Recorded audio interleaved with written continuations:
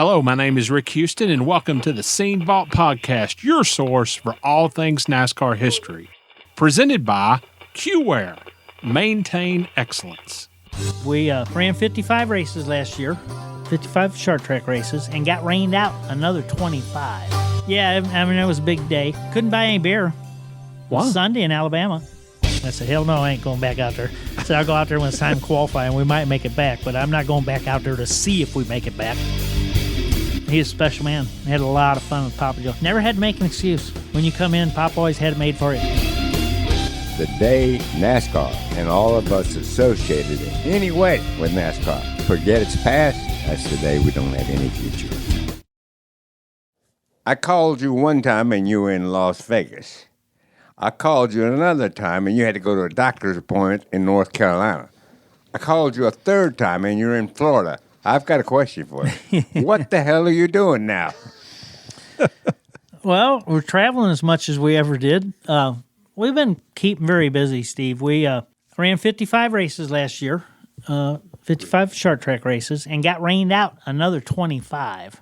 And then 60 days of the year, we did events for Federated Auto Parts. So last year was our 20th year with them, where we take cars to the racetrack. We let some of their customers come out and drive the cars, and they go out and run 8-10 laps, depending on the size of the track.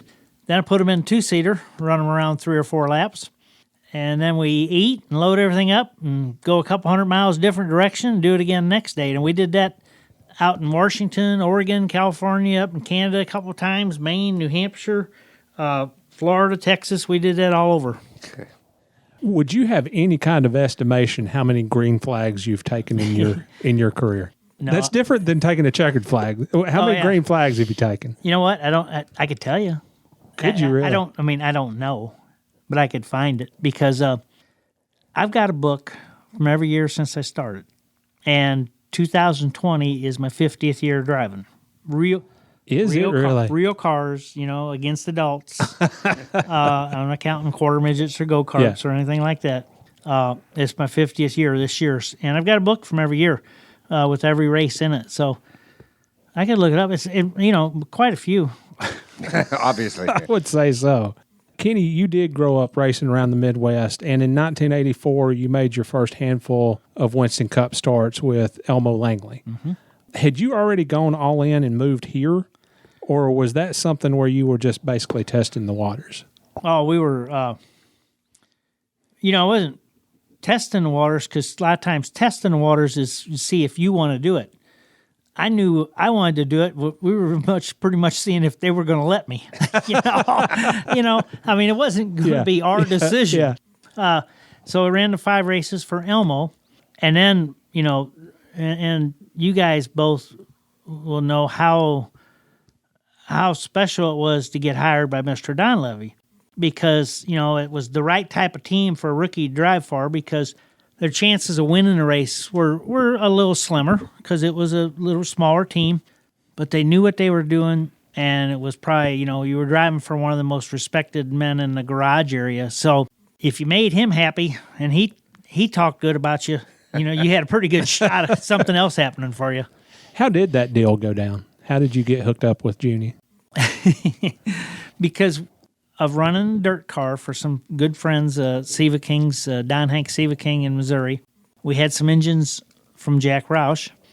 So I met some Ford people through Jack Roush, and we had a whole bunch of things that were supposed to happen that never happened, and I just kind of shamed.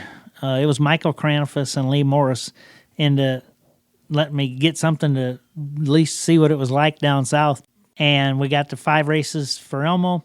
And then because we didn't run into anything, those 5 races, we got hired by Mr. Donlavey the year before, or the next year. What was it like driving for Junie? Tell me about it. Oh, it was great, I mean, and I had no idea what I was doing, just very little. Yeah.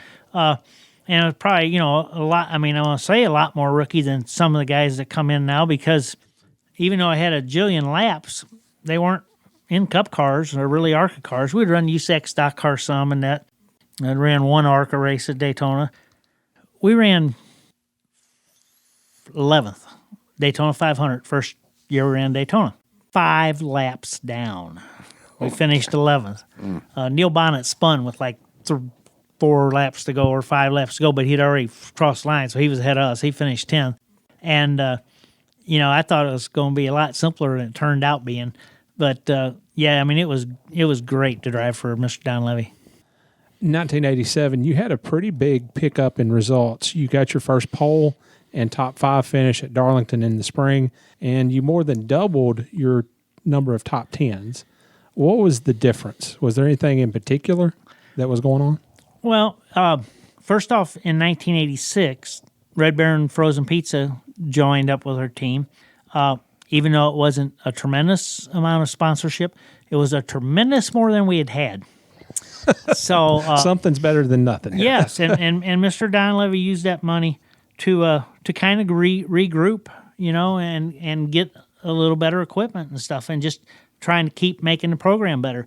You can't just get it and then just all go out. You got to get the backbone of your deal first. And in 87, when it came around, and we always had good stuff, but we had a little better stuff, and hired we hired Bob Johnson, and he made a tremendous difference to Junie's team. When did the opportunity for Hendrick Motorsports arise? How did that come about? Towards the end, it was Darlington weekend. It used to be, that was a big weekend, find out everybody kind of making plans and stuff. But Darlington weekend, we were, it's the thing I feel worst about in all my cup racing is I had shook hands with Bud Moore about going to drive for Bud. No kidding. Yeah. Wow. Yeah, I've been to Spartansburg and shook hands with Bud. And Mr. Donlavey called Mr. Rick, and I got a phone call that afternoon saying, "Hey, we understand you haven't signed." I said, "Oh, I haven't signed, you're right. But Bud's a pretty big guy." and Bud was good about it, but I just that opportunity came up. I mean, from the first time I got a phone call to the meeting to the signed contract was about a day and a half. No kidding. Yeah. Tim Richmond had a lot of success in that car with that team. Did you feel any kind of pressure over that, or were you just going out and racing? I didn't replace Tim Richmond. No. No.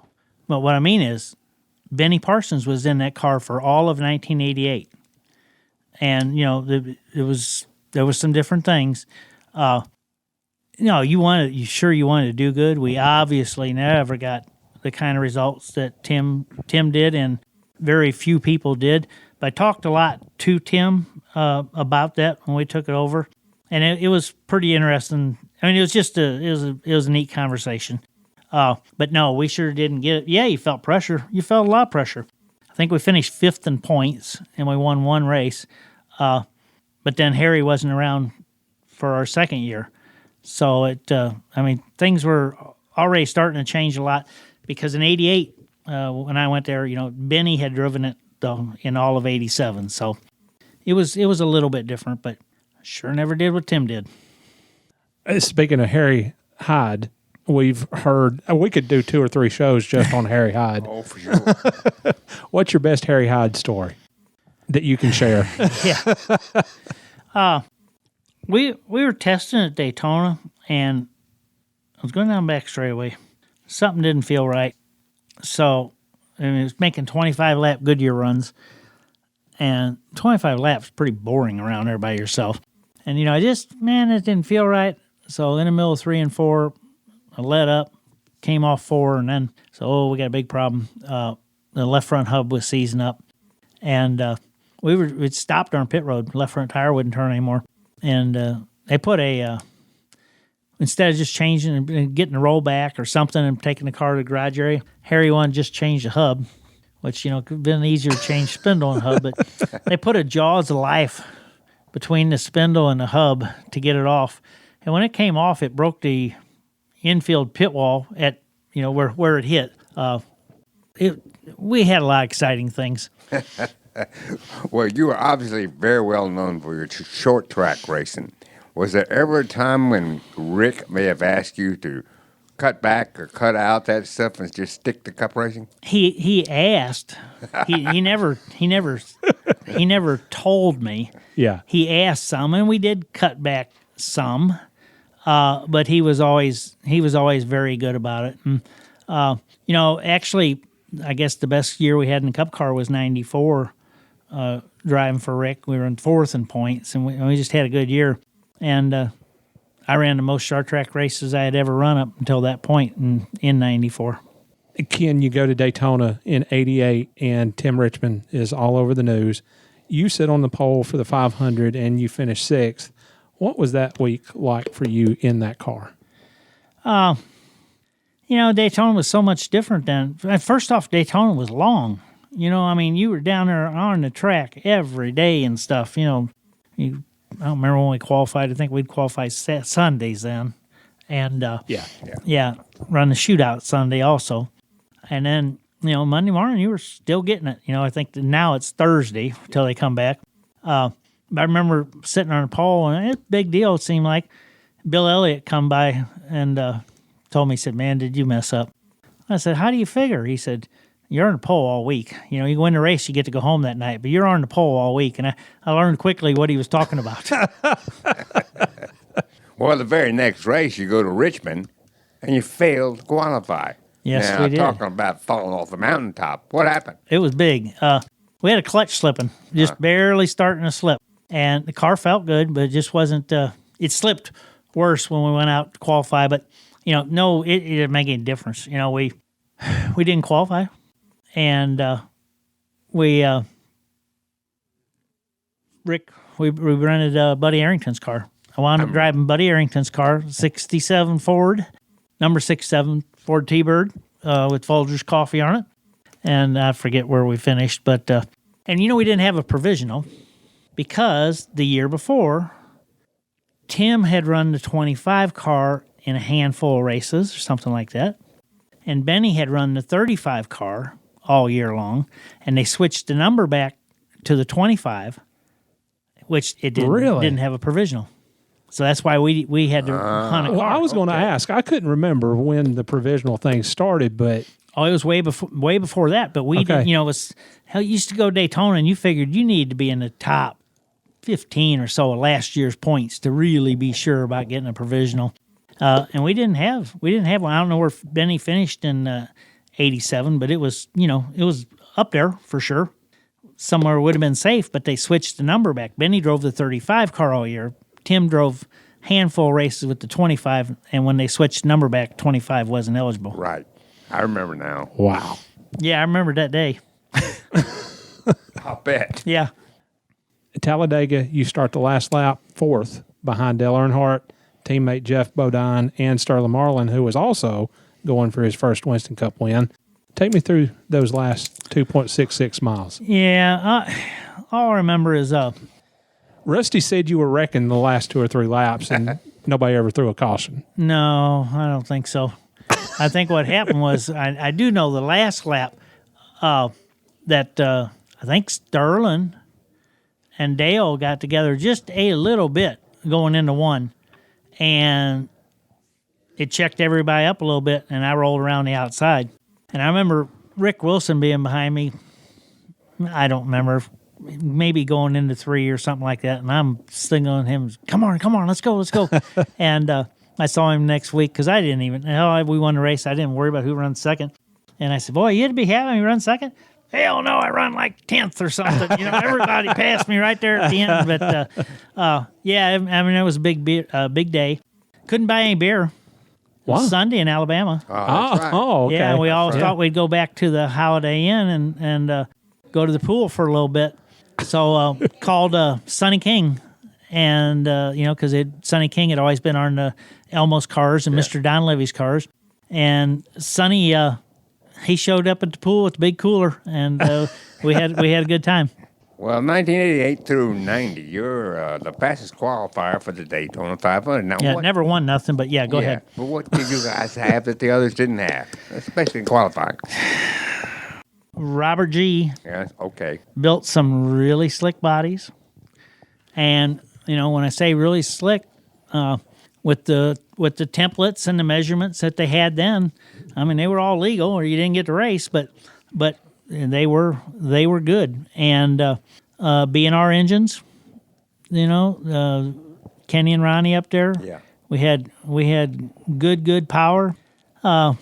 And let's see, I guess in the middle of I don't remember what year. I know when we first qualified down there first year with Rick, so it had to be 88.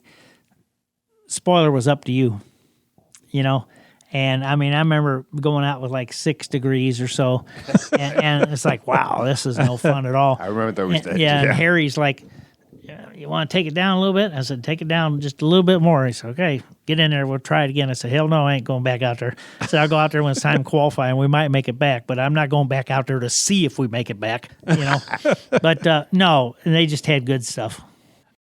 1989 Daytona 500. How badly were you hoping that DW would run out of gas? Well,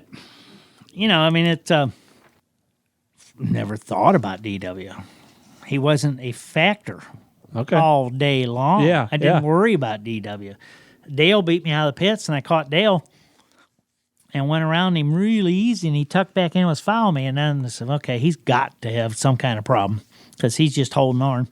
And then, you get talking, and it's like, I said, well, Daryl's up there, but he's still got a pit, and then a little bit later, it's like, well, maybe he doesn't have to pit. And said, we think they're going to try it, and it is what it is. I mean, we had a shot in '87 in Mr. Donlavey's car, so '89 we run 6 and 88, and the next year we right there, I think we led 105 laps. And we'd won the shootout, 125-mile qualifying race. And it was like, hey, I hate it. I'm glad for Rick. I'm glad for Darryl. I went down to victory lane, gave him a hug. I mean, I was all pumped up. I mean, I wasn't quite so excited the next morning, Yeah. But that day, it was like, hey, it was good for us all. Well, Charlotte, that same year, you take the lead from Mark Martin with 14 laps to go, and you just put it on cruise to get your second victory. What do you remember about that day? I don't. Ann was pregnant with her daughter, Dorothy, and went up to condo up there, turn 1 after races. Driving a little 72 Chevy pickup. Everybody looked like you were an idiot because it wasn't even old enough. It was just no pickup then. It wasn't a collector or nothing. And but no, it was just a good day. And then it seemed like they were going to come a little easier than they wound up coming. Let me ask you a question. Who is this right here? That's Pop And Mary, Rick's mom and dad. Okay, well, that basic photo is on the cover of the next week's Grand National Scene, and it's identified as your parents. No. Papa Joe. Yeah, and it might have been identified. It was shown as my mom and dad in several places, but that's Papa Joe and wife Mary. It was a neat day. I never drove for Rick. My car was always entered as Papa Joe Hendrick, and he's a special man. We had a lot of fun with Papa Joe. Never had to make an excuse. When you come in, Pop always had it made for you. Never had to think of why we didn't do good. He had an excuse for you. Pop was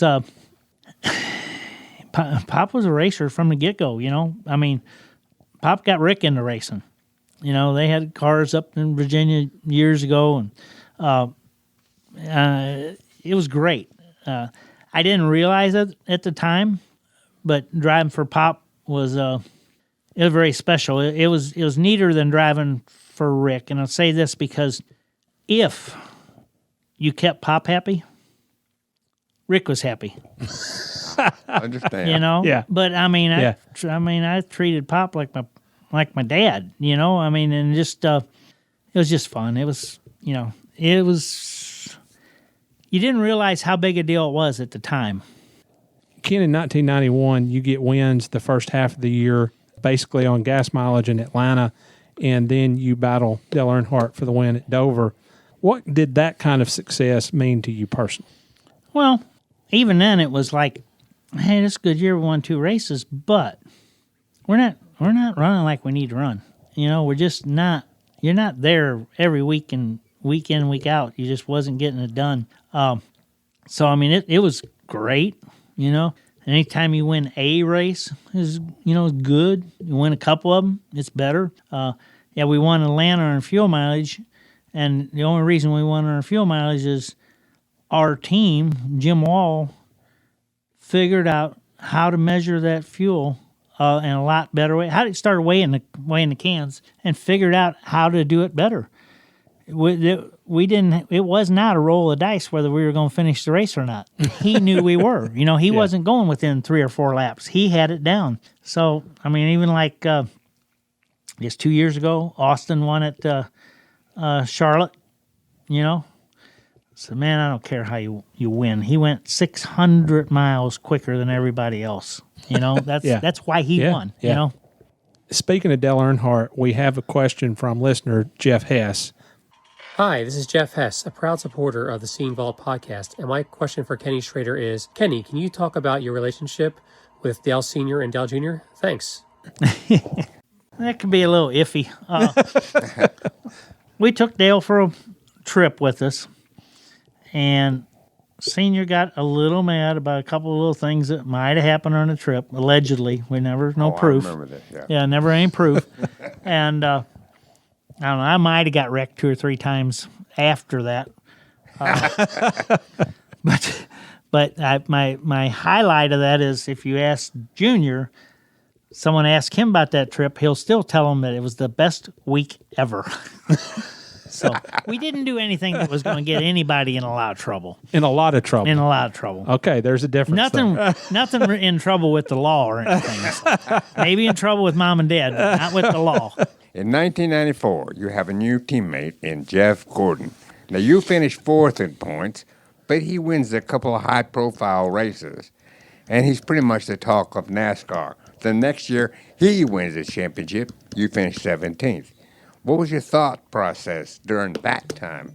I mean, was there ever a point in time you went to Rick Hendrick and said, hey, I'm still here? No, and I can say that I didn't do that because... believe me, over there for a number of years, 95 and 96. 94, we had a real good year, and then a major shuffle up at Hendrick Motorsports. Major shuffle up. And we just, we had a terrible 95. And I did something that no one else that ever drove there did. I quit in 96. I mean, I told him at Watkins Glen. That I wasn't coming back. And we still had a year in a contract and everything. Did you really? Oh, yeah. Yeah, we were signed through 97. And so, anyway, it just, it wasn't, by no means was it because lack of effort. Yeah. Rick, Mr. Hendrick, I love Rick, that family and that organization. But, I mean, I remember being in our meetings and someone say something about budget, and he said, the budget there is no budget. Get that damn car in Victory Lane. And we just had stuff happen. But in 95, there was some major changes that I didn't necessarily agree with, and we rode them out till Watkins Glen in 96, and then I just said I can't do it anymore. And we were running second.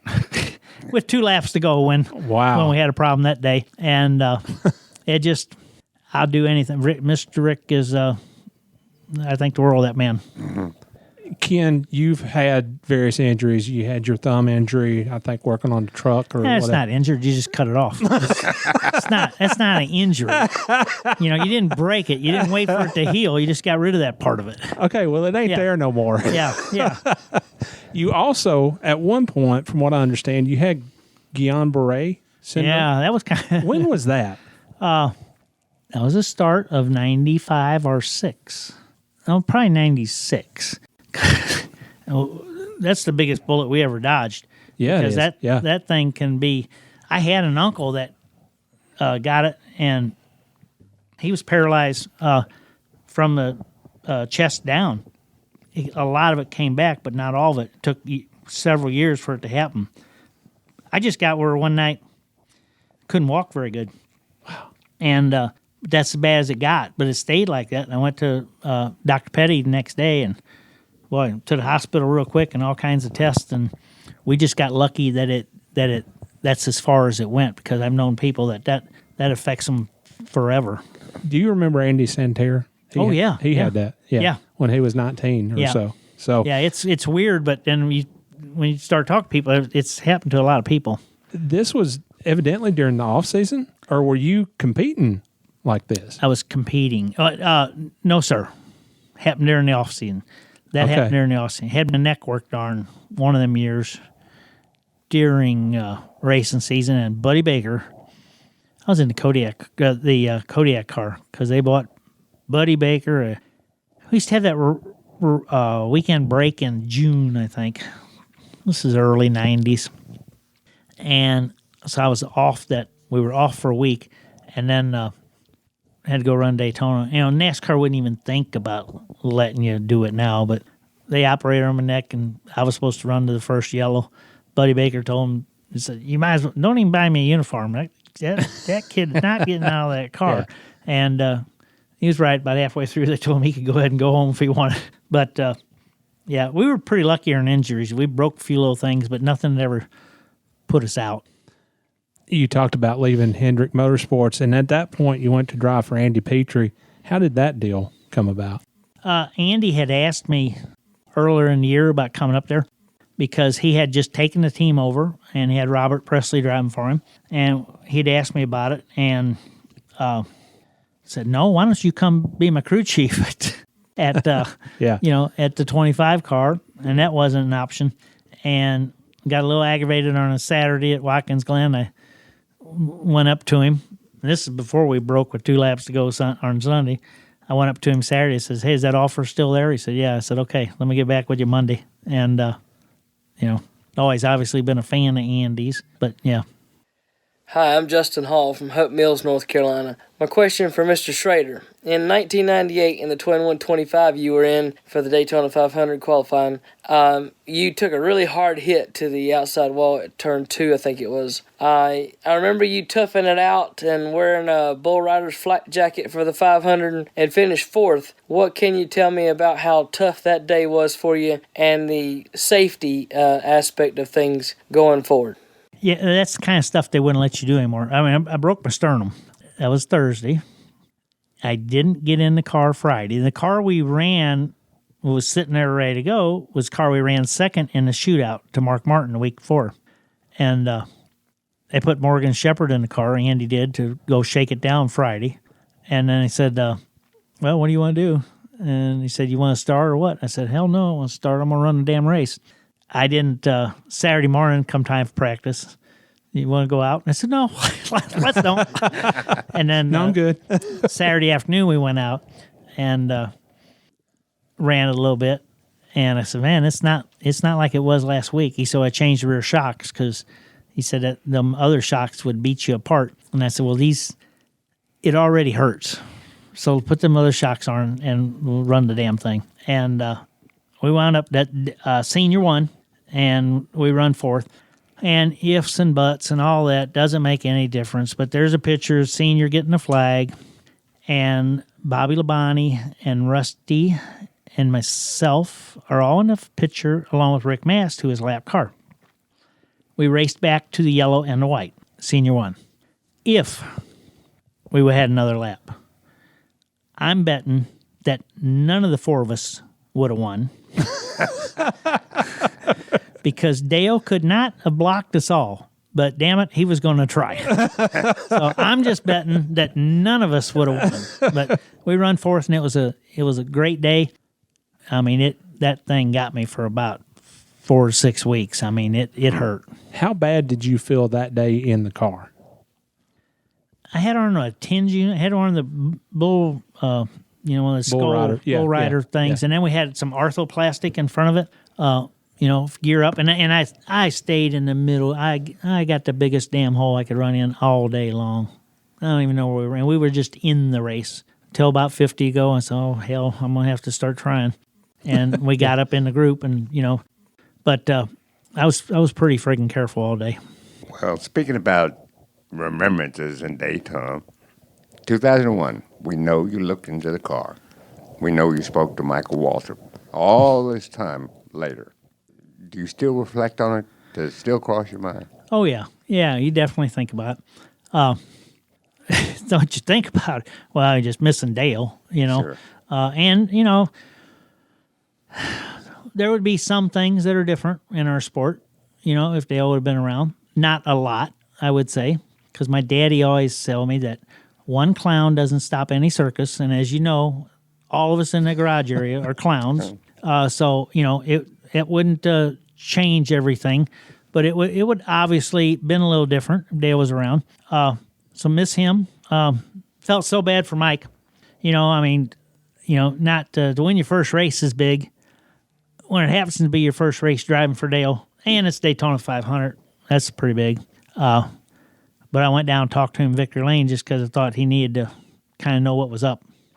Kenny, there came a point in your career where the results probably weren't what you were looking for. And at the same time, you're still plugging along doing 50, 60, 75 short track races. Was there ever a point where you were maybe running Cup for your job and doing the short track stuff is maybe what you do for fun? Or how did you balance all that out?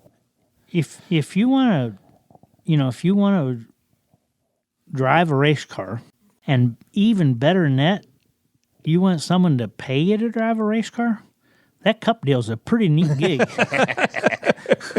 Yeah. So yes, it could be frustrating, but there's always right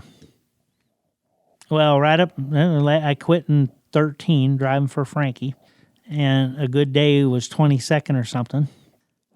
But we knew it going in, and oh my gosh, I wound up having some of the most fun I ever had the last couple of years driving for Frankie. Did you really? Yes, Frankie was Heidi, his wife, was our PR girl when I drove a SCO car, and Frankie was just a pain in the ass. But, Frank got a little older, and they had their first baby. I had a riot driving for Frankie. Frankie and Heidi, we had a lot of fun. I was a big fan of what he was trying to do there with limited funds, just a lot of hard work and build that team. And yes, it was driving for a big team and winning 2 races on your last year would have been great. It didn't work that way. So, it was great the way it finished. I really enjoyed the hell out of it. Hey Kenny, my name is Chris Perry, and I'm just wondering, what was your favorite team to race for, and who was your favorite crew chief? This will sound like a cop-out, but I don't. Obviously, I'm very, very loyal to Rick, and I was there for 9 years. Mr. Donlavey, not here. Andy, I talk to Andy all the time. MB2 team's not here anymore. Beth Ann and Tony Morgenthau were great. I got to drive for so many good teams. I'm not going to say I had a favorite. They were getting to start, and Mr. Donlavey's team was every bit as important as getting hired to run for Rick. Okay, yeah, I can see that. Yeah, it was just, and leaving Rick's and going to Andy's, and we finished 10th in points the next year ahead of the car that we, not that you just got to beat that car, but they continued to struggle. So I told Rick, I said, hey, I'm not, I might be the only problem that this team's got. And if it is, I got no problem with it. I got to find out though. Yeah. But it not to sound like cop out, but and you guys know those people I drove for, Jay Fry over at MB2 and their owners over there. I got to drive for some really good teams. Good, solid, good people. How about a crew chief? You know what? I'm going to go with Ken Howells. Really? Okay. Yes. And because he was the crew chief even though he didn't want to be. He wanted to be the team organizer, whatever whatever you'd call it. But, Rick made him the crew chief. And I say that because, it'd be hard. Dennis Conner, after Harry Hyde, even with Harry, and Sammy Johns and MB2, and just Sammy at the M&M's car too, and Skull. David Hyder over at Beth Ann Tony Morgenthau's BAM Racing. David was sharp. I would have liked to have David in some of the other teams that I drove for. I'm not a glass half empty guy. I'm glass half full, because it's I think that's the way you say it, isn't it? Yeah. It's I mean it all worked out pretty good. I wouldn't want to try it again to see if I could make it better. Hey guys, my name is Andrew Bugle, and I'm a big fan of the Scene podcast. I think it's great what you guys are doing to try to preserve the issues. Ken Schrader, I'm a big fan of yours as well. I've been watching you race ever since I can remember. My question to you is, out of all the cup tracks you've raced at throughout your career, what track or tracks did you find the most challenging to get around, and why? Thanks, guys. Well, when you first start out, if you just go the first year I ran, Riverside. Holy hell, you go down that back straightaway, and it's like, this thing's never going to end. And then you make that left, and then you got to make that big right. Pocono was such a challenge. There's a lot of them, but Darlington, just the normal ones that are a challenge. And then the short tracks that you think are going to be simpler because that's what you've been on.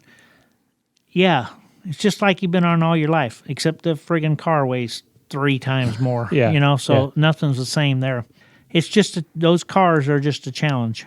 Hey, Rick, Steve, and Ken. This is Justin, otherwise known as Rick's favorite student from his high school teaching days. I know he has fond memories of my NASCAR Edition Space Race project, but I'll put that aside for now. And Ken, I started following your career more closely when you took over the MB2 ride. And when me and my buddy Scott were playing with diecasts growing up or playing NASCAR video games, we're always on the lookout for cool paint schemes, and the 36 team never disappointed. So as somebody who's driven the classic Skull car, who's had Carrot Top on your ride, you've had a lot of great paint schemes over the years. Just curious if from your Cup Series career, if there were any particular paint schemes that were a favorite or most memorable. You know what? I never cared about a paint scheme. Really? I don't care about a paint scheme or a number. It's just how good you finished. I don't know. I mean, if you go back to it, the Skull car was nice and clean and simple, and the Bud car was nice and clean and simple. The Red Baron car was,